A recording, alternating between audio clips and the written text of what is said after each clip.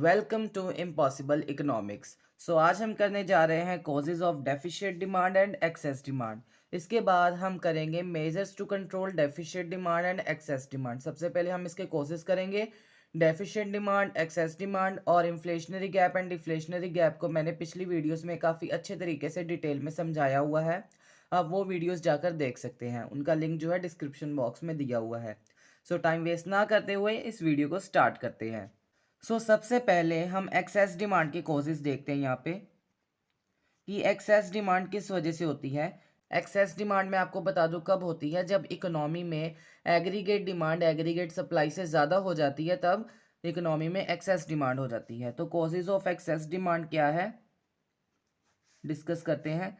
सबसे पहला कॉज है इंक्रीज इन पब्लिक एक्सपेंडिचर।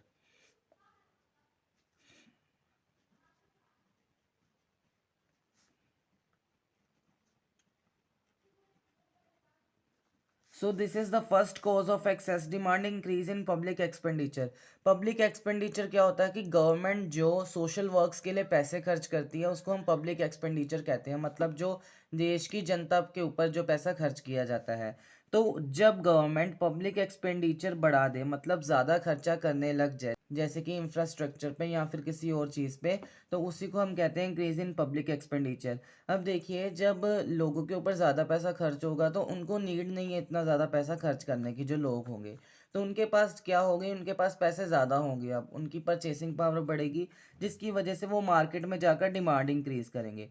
उनकी अगर परचेसिंग पावर बढ़ेगी, मतलब उनके पास जब पैसे सेव होंगे तो उनकी जो है परचेसिंग पावर क्या होगी, बढ़ेगी, जिसकी वजह से वो मार्केट में जाकर डिमांड बढ़ाएंगे। और डिमांड ज़्यादा करेंगे तो क्या हो जाएगा, एक्सेस डिमांड हो जाएगी। ठीक है, ज़्यादा डिमांड करने की वजह से एक्सेस डिमांड हो जाएगी। So this is our first reason, that is increase in public expenditure. Now second reason is tax reductions. देखिए देखिए जब किसी भी टाइप के टैक्स में रिडक्शंस की जाती है, मतलब उन टैक्स को कम किया जाता है, तो लोगों को टैक्स जो है कम पे करना पड़ता है। जब टैक्स कम होता है, लोगों को टैक्स कम पे करना पड़ रहा है, तो टैक्स पेयर्स जो हैं कंट्री के, या फिर आप कह सकते हैं कि किसी भी चीज़ पे टैक्स लगता है तो वो कम हो, तो उसका जो है प्राइस भी कम हो जाएगा, क्योंकि प्राइस के साथ ही टैक्स इंक्लूड होता है।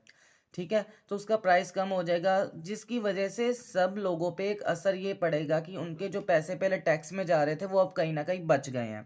तो टैक्स पेयर्स होंगे, उनकी जो परचेसिंग पावर है वो क्या होगी, फिर से वो बढ़ जाएगी।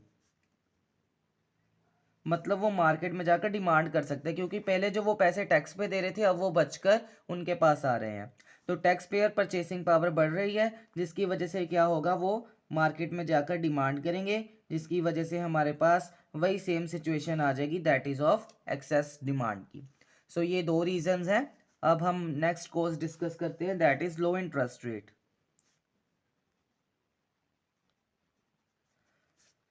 देखिए, लो इंटरेस्ट रेट्स का क्या मतलब है। जब कमर्शियल बैंक्स कम इंटरेस्ट रेट पे लोन प्रोवाइड करें लोगों को। देखिए, जब इंटरेस्ट रेट कम होंगे, या मैं IR लिख रहा हूँ, रेट ऑफ इंटरेस्ट जब कम होगा तो जो लोन लेंगे लोग वो ज़्यादा होंगे। ठीक है, लोग ज़्यादा लोन लेंगे, जिसकी वजह से मनी सप्लाई जो है वो ज़्यादा हो जाएगी, लोगों के पास ज़्यादा से ज़्यादा पैसा आएगा, मनी सप्लाई ज़्यादा होगी, परचेसिंग पावर क्या होगी, बढ़ेगी। परचेसिंग पावर लोगों की बढ़ जाएगी, जिसकी वजह से क्या होगा, डिमांड बढ़ेगी, और डिमांड बढ़ने की वजह से एक्सेस डिमांड होगी। ये कई सारे कॉजेज घूम कर एक्सेस डिमांड पर ही जाकर रुक जाते हैं, या फिर परचेसिंग पावर पर जाकर। ठीक है, परचेसिंग पावर से फिर डिमांड बढ़ जाती है। अच्छा देखिए, जैसे कि मैंने समझाया कि इंटरेस्ट रेट के कम होने से लोन बढ़ेंगे, लोन लोग ज़्यादा लेंगे, क्योंकि इंटरेस्ट रेट उनको इंटरेस्ट कम पे करना पड़ रहा है ना। तो क्या होगा, मनी सप्लाई जो है लोगों के पास बढ़ेगी, लोग ज़्यादा से ज़्यादा पैसे लेंगे और इकोनॉमी में मनी सप्लाई बढ़ जाएगी। तो परचेसिंग पावर क्या होगी, लोगों की बढ़ जाएगी, और डिमांड इसके साथ बढ़ जाएगी, which leads to excess demand in the economy. और fourth reason is freebies. Freebies वो होते हैं जो गवर्नमेंट लोगों को फ्री चीज़ें प्रोवाइड करती हैं। मतलब गवर्नमेंट जब ज़्यादा फ्रीबीज प्रोवाइड करना शुरू कर दे, जिसकी वजह से क्या होगा, लोग जो होंगे जो उनको फ्री में चीज़ मिल रही है अब उनको उसके लिए पैसे नहीं खर्चने पड़ रहे हैं, जिसकी वजह से उनकी परचेसिंग पावर बढ़ रही है। परचेसिंग पावर बढ़ने की वजह से वो मार्केट में जाकर डिमांड कर रहे हैं और डिमांड करने की वजह से एक्सेस डिमांड बढ़ रही है। सो कहीं ना कहीं ये भी एक्सेस डिमांड को ही लीड करता है। And now our fifth and last reason is increase in wages.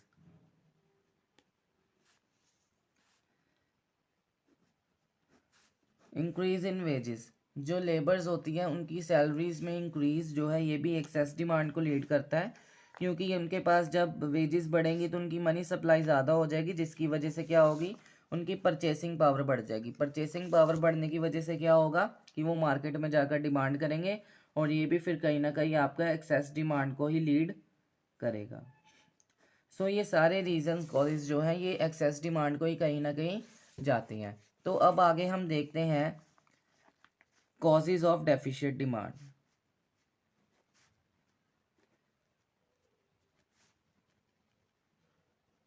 मैं यहाँ पे अलग से लिखूंगा ही नहीं, देखिए इन्हीं का उल्टा जो होगा वो हमारा कॉजेज ऑफ डेफिशिएंट डिमांड होगा। डेफिशिएंट डिमांड कब होती है, जब डिमांड कम हो जाती है एग्रीगेट सप्लाई से, एग्रीगेट डिमांड एग्रीगेट सप्लाई से कम हो जाए।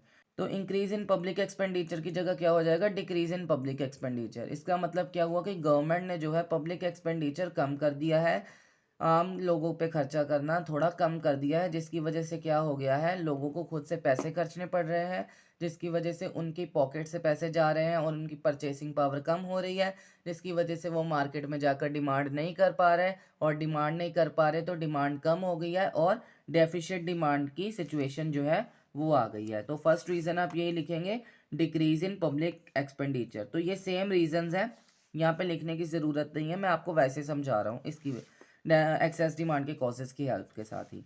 टैक्स रिडक्शन, टैक्स रिडक्शन की जगह क्या हो जाएगा, इंक्रीज इन टैक्सेस, कि जब टैक्स बढ़ा दिए जाए, मतलब टैक्स बढ़ा दिए गए हैं, प्राइस भी बढ़ गए हैं, जिसकी वजह से क्या हो रहा है, लोगों को ज़्यादा टैक्स पे करने पड़ रहे हैं, ज़्यादा टैक्स पे करने पड़ रहे हैं, जिसकी वजह से उनकी परचेसिंग पावर बहुत कम हो गई है। तो इसकी वजह से क्या हो रहा है, डिमांड भी कम हो गई है और डेफिशिएंट डिमांड की सिचुएशन इकोनॉमी में आ गई है। ऑफ डेफिशिएंट डिमांड, देखिए एक्सेस डिमांड में क्या होता था कि इंटरेस्ट रेट लो होते थे, जिसकी वजह से लोन लोग ज़्यादा लेते थे। अब क्या हो रहा है, देखिए कि डेफिशिएंट डिमांड में इंटरेस्ट रेट काफ़ी बढ़ गए हैं, ठीक है, इंटरेस्ट रेट बढ़ गए होते हैं डेफिशिएंट डिमांड में, जिसकी वजह से ज़्यादा इंटरेस्ट रेट की वजह से लोग लोन कम लेते हैं, ठीक है। लोन कम लेंगे तो उनके पास मनी सप्लाई कम होगी, मतलब उनकी जो परचेसिंग पावर है वो कम होगी, उनके पास इतना ज़्यादा पैसा नहीं होगा, जिसकी वजह से वो मार्केट में जाकर डिमांड नहीं कर सकते। अब मार्केट में जाकर वो डिमांड नहीं कर सकते तो जिसकी वजह से क्या हो जाएगा, डेफिशिएंट डिमांड हो जाएगी, ठीक है, डेफिशिएंट डिमांड की सिचुएशन आ जाएगी। देन फोर्थ है फ्रीबीज। अच्छा, यहाँ पे आप इंक्रीज इन फ्रीबीज कर सकते हैं एक्सेस डिमांड में। तो आप खुद बताइए कि डेफिशिएंट डिमांड में फ्रीबीज में डिक्रीज होगा, मतलब जो लोग पे गवर्नमेंट पहले लोगों को थोड़ी फ्री चीज़ें प्रोवाइड कर रही थी वो उनमें कमी आ गई है, वो कम कर दी है, जिसकी वजह से लोगों को खुद से वो चीज़ें जो अपने लिए प्रोवाइड करनी पड़ रही हैं, जिसकी वजह से उनको पैसे खर्च करने पड़ रहे हैं और उनकी परचेसिंग पावर कम हो रही है। परचेसिंग पावर कम होने की वजह से वो मार्केट में जाकर डिमांड नहीं कर पा रहे और डेफिशिएंट डिमांड की सिचुएशन आ रही है। तो ये कहीं ना कहीं सारे कॉजेज एक्सेस डिमांड के डेफिशिएंट डिमांड के एक ही हैं, बस फ़र्क इतना है, they are opposite of each other. Then fifth is increase in wages. जब वेजेस में इंक्रीज होता है तो एक्सेस डिमांड होती है, और डेफिशिएंट डिमांड कब होगी, जब वेजेस में डिक्रीज होगा। जब वेजेस कम हो जाएंगी तो क्या हो जाएगा, तब डेफिशिएंट डिमांड हो जाएगा, क्योंकि लोगों के पास जो है इतना पैसा नहीं है, मतलब उनको वेजेस कम मिल रही हैं, वेजेस कम मिल रही हैं तो उनके पास पैसे इतने नहीं है कि वो मार्केट में जाकर डिमांड कर सके। So these are the causes of deficient demand and excess demand. So next video में हम डिस्कस करेंगे measures to control excess demand and deficient demand, कि एक्सेस डिमांड और डेफिशिएंट डिमांड को किस तरह से कंट्रोल किया जा सकता है। सो आज के लिए इतना ही। अगर वीडियो अच्छी लगी हो तो चैनल को सब्सक्राइब ज़रूर कीजिएगा, वीडियो को लाइक एंड शेयर ज़रूर कीजिएगा। Thank you.